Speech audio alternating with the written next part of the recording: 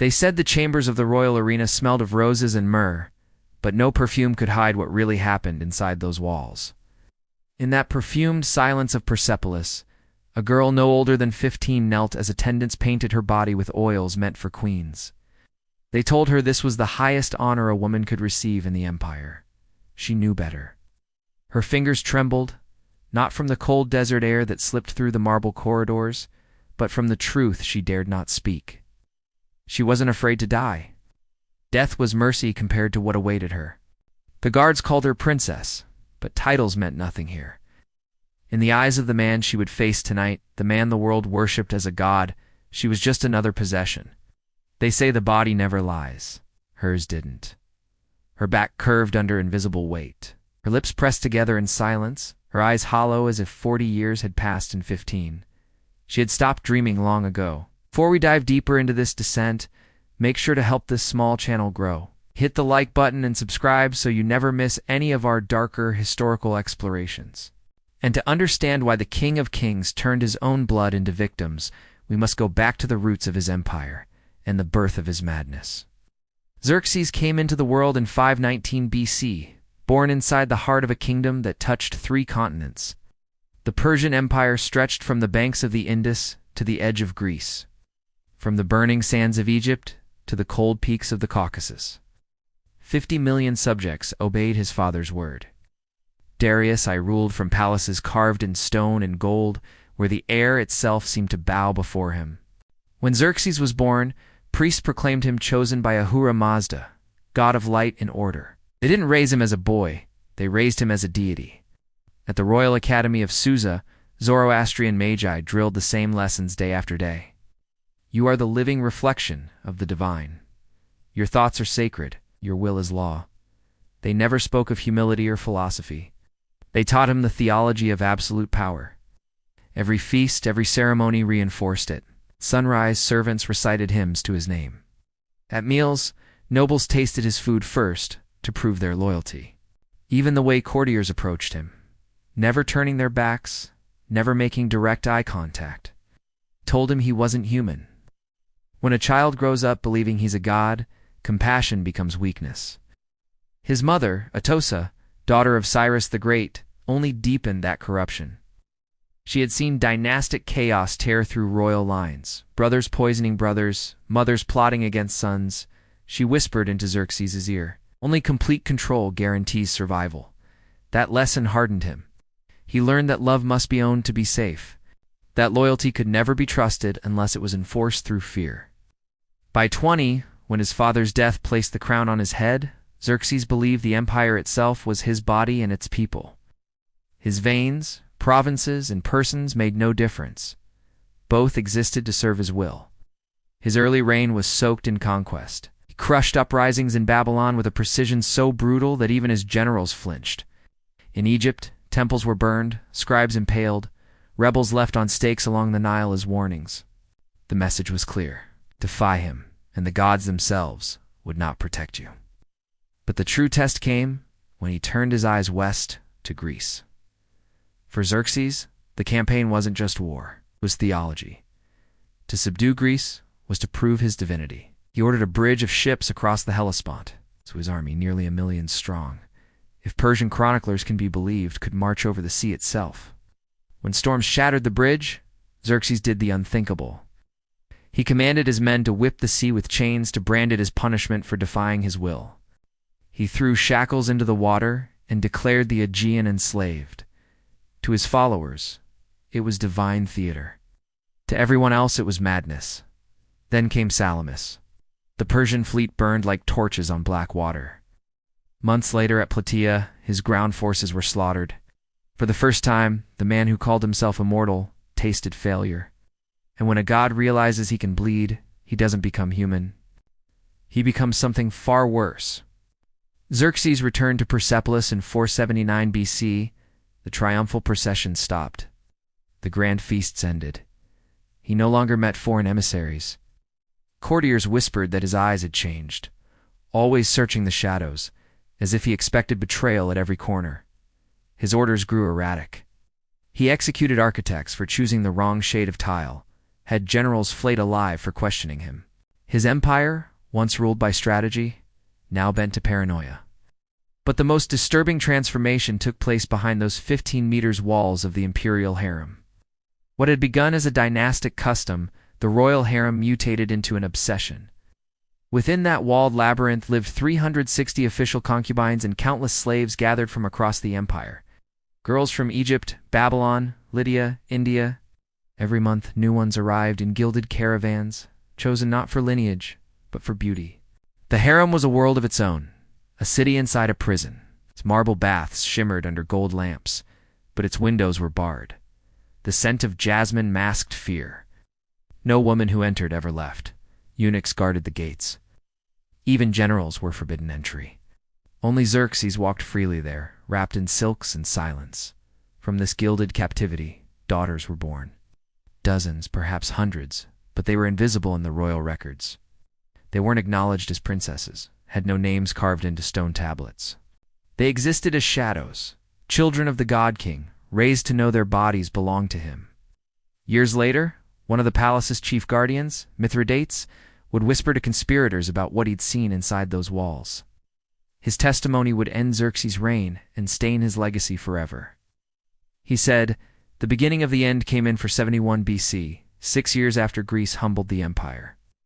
That year, the emperor crossed a line so monstrous that even his closest advisors fell silent. At the center of it was a girl barely 12 years old, raised under imperial etiquette. She carried herself like nobility. Her eyes were green like polished jade, her hair dark as obsidian, her face eerily reminiscent of her grandmother, Atossa. At that resemblance awakened something in Xerxes that defied reason. Court officials would later call it divine fixation. Others called it insanity. At that moment, the empire's most powerful man began spiraling toward a darkness no priest could bless away. What he did next would make even his enemies pity the royal bloodline of Persia. The encounter was prepared as if the gods themselves required it. Every movement, every breath inside the harem followed the precision of a sacred rite. Servants dressed in white moved silently, their eyes fixed to the floor, repeating gestures learned from generations of obedience. The girl was told she would take part in a divine ceremony, an act of cosmic importance for the empire's balance. No one told her the truth. That night changed the emperor forever. The man who once commanded armies, who dreamed of uniting the known world, never returned from that chamber. What came out instead was something colder. Someone determined to prove that even as his empire weakened, his authority remained absolute. This was never a story about desire. It was about domination, the point where greatness and tyranny fused so tightly that they devour everything around them. By 468 BC, Xerxes' reign had become a shadow of its former glory. The palace, once a symbol of order and splendor, now pulsed with quiet dread. Inside its walls, a new hierarchy emerged, rigid, cruel, and meticulously bureaucratic. The young women of the harem were catalogued like tribute from conquered lands. Their names, ages, and physical traits filled scrolls stored in cedar chests. The most favored were reserved for the emperor himself. The rest were traded like currency offered to governors, envoys, and noble families in exchange for loyalty. Childhood didn't exist in this world. There were only ranks of servitude.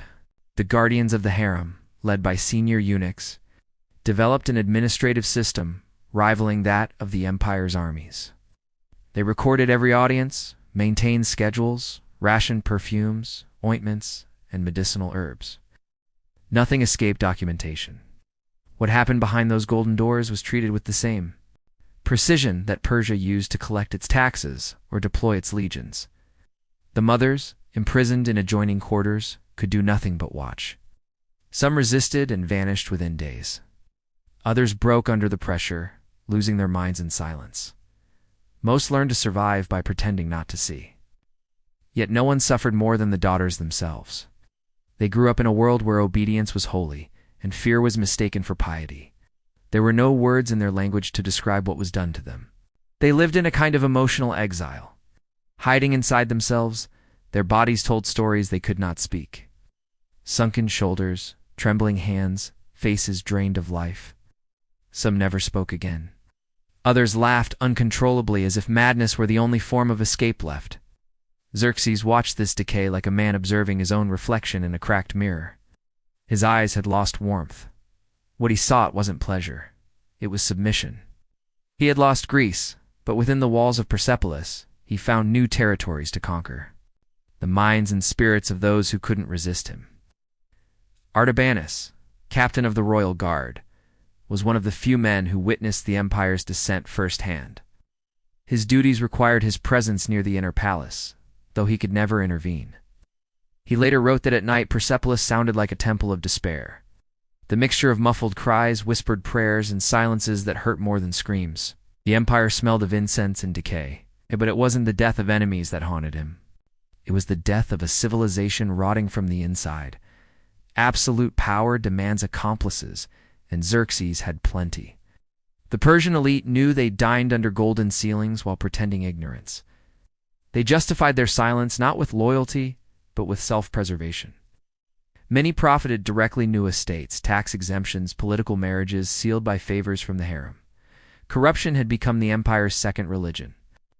Even the Zoroastrian high priests, the supposed guardians of moral order, offered divine cover for the king's sins. From the fire altars of Persepolis, they proclaimed that the King of Kings ruled not just over men, but over all creation. To challenge him even within his household was to defy Ahura Mazda himself. Some priests went further, claiming that the royal daughters were extensions of the emperor's sacred essence, vessels of his divine light. To oppose his will, they said, was heresy. The court physicians added their own layer of complicity. They prepared herbal tonics and ointments designed to mask bruises, to dull pain, to erase visible traces of the rituals. Reports were written in coded medical terms, so no outsider could understand what had been treated. Everything was done quickly, quietly, efficiently. But the most devastating betrayal came from within. The older daughters, women who had already endured the same fate, became assistants in preparing the younger ones. They combed their hair, applied the oils, repeated the same comforting lies once told to them. They didn't act out of cruelty, but from despair. Participation was survival. Refusal was death. In that twisted world, the family itself had turned into a mechanism of control. The circle of abuse fed on its own pain, perpetuating itself through fear and hopelessness. Mithridates, the chief guardian of the harem, the same man who would later confess everything, kept mental records of every night, every ritual, every disappearance. He said the emperor's hunger wasn't for pleasure, but for affirmation. Each act of cruelty reminded Xerxes that he still commanded fate, that he was still a god in a world that had dared to humiliate him. In his later confession, Mithridates recalled dozens of young women scarred or erased during those final years. Some vanished entirely. Others lived on in silence, ghosts behind silk curtains. It was never lust, he said. It was starvation and endless hunger for control. By 466 BC, fear began spreading through the upper ranks. Artabanus had seen enough. He gathered a circle of nobles who had also witnessed the horrors. They called it a conspiracy, but it was really self-defense. They feared not divine wrath, but contamination. The idea that Xerxes' madness could infect their own households, that their wives and daughters might be next. The plan they conceived was simple. During the New Year festival, when the king withdrew alone for his nightly ritual of divine meditation, they would strike. Artabanus and his men would slip through the inner gate, kill him swiftly, and stage the scene as ritual suicide. No talk of justice, only stability. The empire had to survive even if truth didn't, but Xerxes was no longer merely paranoid. He was prophetic in his suspicion. He saw betrayal in every eye, treachery in every whisper. Servants vanished for smiling too long. Ministers were executed for speaking softly. He had turned Persepolis into a labyrinth of fear. In his final months, he refused to leave the harem. Surrounded only by eunuchs and trembling women, he trusted no one else. The air inside grew thick with incense and dread. Then came the night of August 4th for 65 BC. Xerxes chose his youngest victim yet, an 11-year-old girl who hadn't even reached womanhood. For weeks, he had her watched, waiting for her body to change, for the moment she would be ready for his ritual. The palace was silent that evening, the kind of silence that comes before catastrophe. What happened next would end an empire and carved Xerxes' name into history, not as a god, but as a warning. That night, impatience finally crushed caution. Artabanus and his co-conspirators had waited for weeks, watching for the smallest crack in the emperor's routine. When they learned that Xerxes would visit the harem alone, guarded only by eunuchs who never left their posts outside the chamber, they knew it was their only chance. The guards, following sacred protocol, were forbidden from entering when the divine ritual began that left the tunnels beneath the kitchens, the secret arteries of the palace, unguarded. Artabanus led his men through those narrow corridors where the smell of cooked meats mixed with the stench of old incense. They moved in silence, armed with daggers instead of swords. There would be no second attempt. When they reached the emperor's private chamber, they saw what no man should have to see. Xerxes, the king of kings, the living god of Persia, was naked, drenched in sweat, restraining a small girl who cried without sound. His face was unrecognizable, a grotesque mask of madness and obsession. Years of unchecked power had erased whatever was left of his humanity. His swollen body bore the marks of indulgence, his hands slick with the blood of his own child. For a moment, even seasoned soldiers froze. The image of the divine ruler had been replaced by that of a beast. Artabanus acted first. He struck one straight through the ribs, piercing the emperor's heart. Xerxes turned, eyes wide, not in pain or fear, but disbelief. He looked at his assassin as though the world itself had betrayed him. His final words, recorded later by Artabanus himself, were chilling, "But I am God." The second blade sliced through his throat. The third was unnecessary, a final act of rage and release that tore through his abdomen.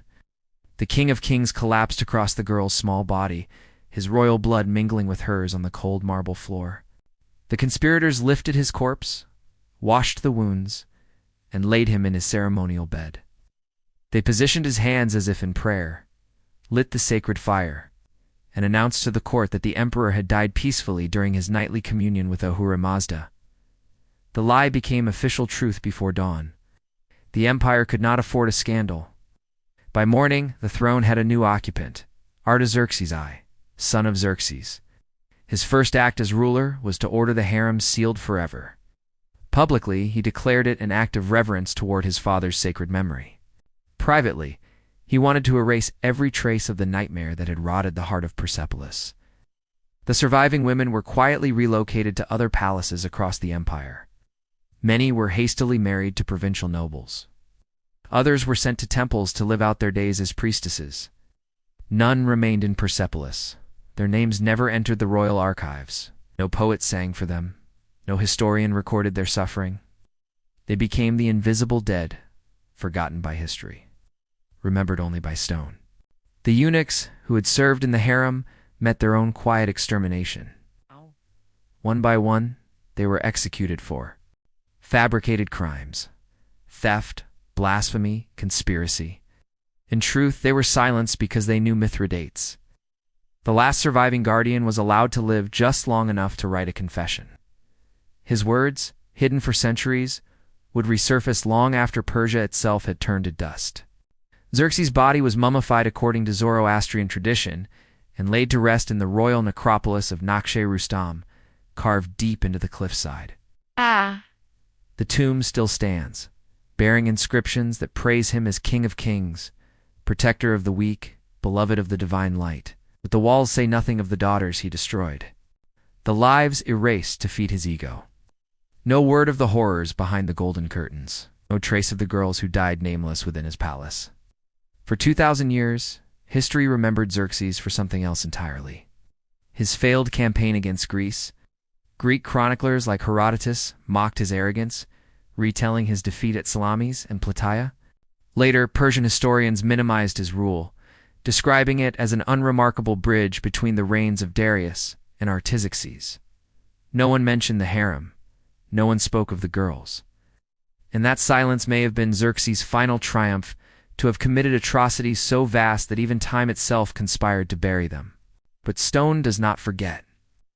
In 1931, French archaeologists excavating the ruins of Persepolis uncovered something the official records never dared to mention. Beneath the marble floors of what had once been the royal harem, they found an underground chamber filled with human remains. Hundreds of small skeletons, most belonging to girls between the ages of 10 and 12. Many bore evidence of repeated injury and prolonged confinement. Some were missing limbs, others showed signs of deliberate mutilation. Among the debris, fragments of jewelry and shards of perfumed vases still lingered, a grotesque reminder of beauty used to decorate suffering. Laboratory studies confirmed what Mithridates had confessed centuries earlier, that the King of Kings not only enslaved and defiled the girls within his palace, but ended their lives once they no longer served his purpose. The royal harem had not been a sanctuary. It was an execution ground hidden beneath silks and gold. Even today, when tourists walk among the ruins of Persepolis and marvel at its grand columns and intricate reliefs, few realize what lies beneath their feet. The stone carvings celebrate victory, order, and divine power. But under those same stones rests a mass grave, a silent reminder that behind the glory of empires often lies the suffering of the powerless. This is the untold story of Xerxes I, the so-called King of Kings. Not the one taught in classrooms full of battles and monuments, but the one written in the blood of his own daughters. He wasn't just an emperor defeated by Greece. He was a man destroyed by his own delusion of godhood. And this is how civilizations die. Not with swords or sieges, but when moral decay eats away at their foundations from within. Because when a kingdom is built on suffering, its strength is an illusion. Sooner or later, it collapses under the weight of the pain it tried to hide. Today, in the silent ruins of Persepolis, among the shattered reliefs and broken stairways, the echoes of those forgotten girls still seem to whisper through the dust. Their voices say what no inscription ever did, that the true legacy of tyrants is not the monuments they build, but the lives they destroy. And no matter how many centuries pass, cruelty never truly disappears. It leaves traces in the stones, in the bones, and in the collective memory of those willing to look beneath the surface. If this story unsettled you, share it, because silence protects monsters. When we stop remembering the crimes of the past, we risk creating new ones in the present. If you believe these forgotten voices deserve to be heard, subscribe to this channel. Here we uncover the story's official history tried to silence.